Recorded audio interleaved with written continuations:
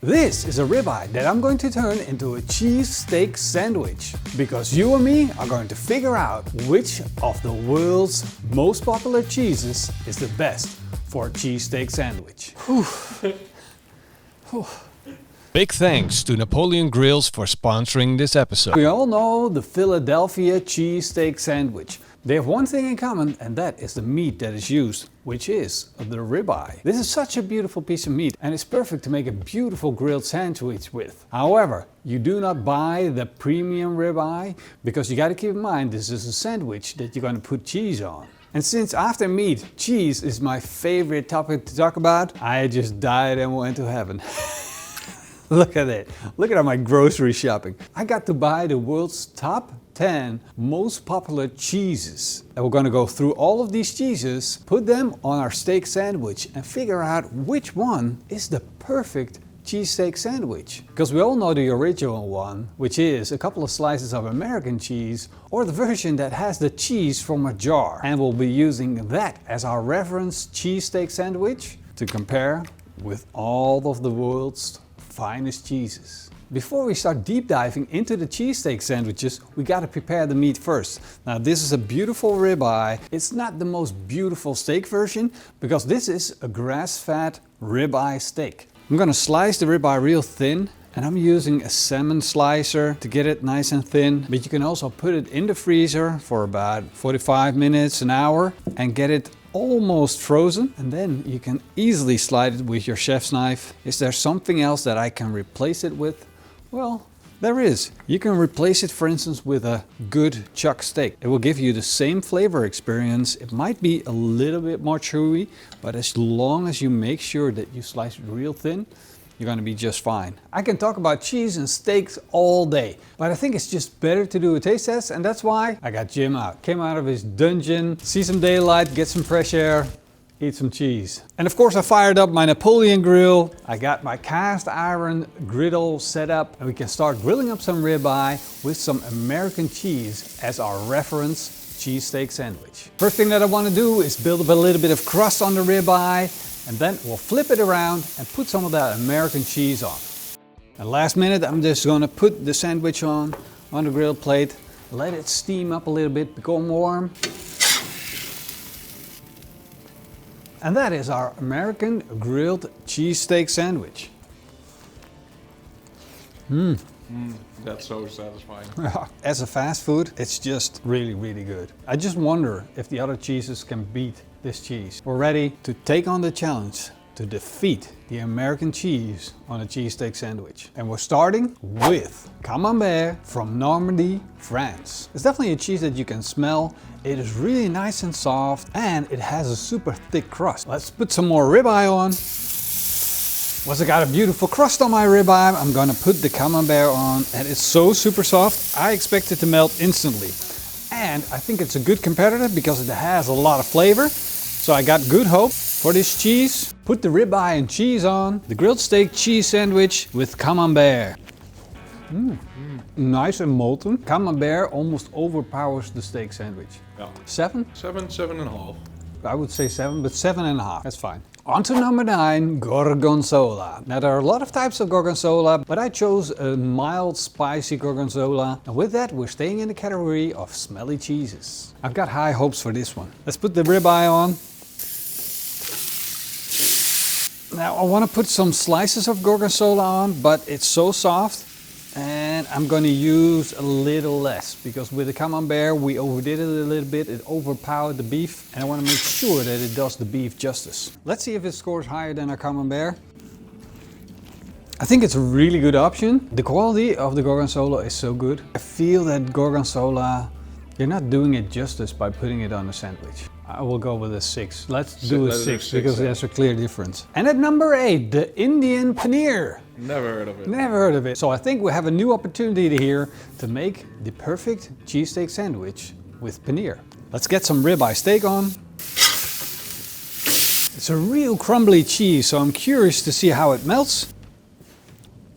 Wow, dat is apart, hè? Ja. Droge mozzarella, dit. The ribeye is cooked. The cheese is not melting. It's warm. It's just not melting. Let's put it on a sandwich. it will still not melt. You went for it. I feel like it's A 2. a 2, yeah. At number 7, we're coming to another French cheese, the Brie. It's a super well-known cheese which is on every charcuterie board throughout Europe. You know the drill, a couple of slices of ribeye. Whew. It's only sandwiched free. Let's flip them around. Let the cheese melt. Put it on a sandwich. Brie. Brie. Smells nice. Oh yeah. Wow. This is what you want from a grilled steak sandwich. Exactly. I'm gonna go as far as an 8.5. I agree. Number 6, the cheese that I ate the most in all of my life, Gouda cheese. It's the national pride of the Netherlands and it's one of the best export products that we have. As We need this to expectations go, it's like over there. We need to be honest. We love it, we eat it. If we could, we would marry it. Put some cheese on, put it in a sandwich. We can't let this win because no one's gonna believe us. No. But however, it's so nice and sweet, so rich and creamy. Taste-wise, I like it more than the Brie, but the effect of the Brie is better. It's more oozy. What did you suggest? I would give it the same number. No. I'm gonna say 9. We'll leave it there. And at number 5, Parmigiano Reggiano. Parmesan cheese. It is the cheeses of cheeses if you're talking about umami flavor. However, is it better for a steak sandwich? Let's find out. Put some ribeye on the grill, put some of that Parmesan cheese on top of it. And this is the first cheese that I actually need to be grating because if I cut it, it's just not gonna do it any justice. Poeh. Oh. Dat is echt heftig, dit, jongen. Yo. That's good. Very comforting also. It's not the cheese It effect doesn't you wish have to the cheese, yeah. Yeah. It's not the same thing. Number 4 is quite a surprise. It's ricotta. And I never imagined it to be more popular than Parmesan cheese, but here it is. Let's put a couple of slices of ribeye on. A couple of scoops of ricotta. Well, Houston, we have a problem. That it is not melting. It's just like the paneer. It's 3 for a steak sandwich. Don't get me wrong. This is absolutely not the way to use ricotta. We're not doing the ricotta justice. Feta cheese is one of the saltiest cheeses that is literally perfect on almost anything. You can put it on loads of things. So I think it's going to be a big hit on a cheesesteak sandwich. Ribeye goes on. Cheese on. Is it melting more than you expected? It's more than I expected. Oh yeah, it's official. Feta goes on anything. But, I'd say it's a solid 7. so it's worse than the Camembert. Yeah, I like the Camembert more. You heard it, I agree. And now we arrived at the number 2 of the world's most famous cheeses. The cheddar cheese. Now I got myself a chunk of orange cheese here, which is not actually cheddar. This is cheddar cheese enriched with colorizers and flavorizers to make it look what you expect of cheddar to look. But this is the real cheddar. We're only doing the real thing. The real deal, man. Who would have thought cheddar would look like this? People's gonna think that this is fake cheddar. If you are from Cheddarland, please confirm that this is the real deal. Cheddar lamb. Yeah. Let's slap some ribeye on. Once it's melted, I'm gonna take it off, put it on a sandwich. Could this be the winner? Let's find out. Salty. Creamy. How can it be so creamy and so old at the same time? It has loads and loads of umami. How is that possible? Zo heel op de bank liggen hoor. Finally, here it is, the number 1 mozzarella cheese. You never would have guessed. But the big question is... It's better. Or... Worse. That's really read out. The big question is it any good as a cheesesteak sandwich?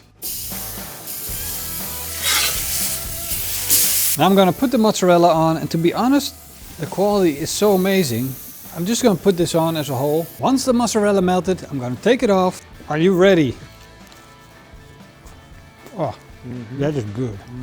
You can suck the cheese out of this sandwich. That's how good this is. I think we reached the verdict. I'm gonna come to the conclusion.